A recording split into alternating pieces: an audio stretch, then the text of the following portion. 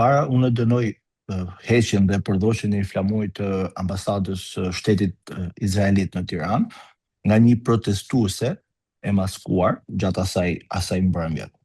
Kjo për mua, por jo vetëm për mua, edhe për gjithë shqiptarët, ky është një akt i turpshëm që bie ndesh edhe me traditën e gjatë që shqiptarët kanë, pra me traditën e mikpritjes, harmonisë dhe respektin për njëri tjetrin dhe shtetet miqe. Kështu që unë mendoj që ajo protestues dhe ose ai gjest nuk e përfaqëson as Shqipërinë dhe as popullin shqiptar.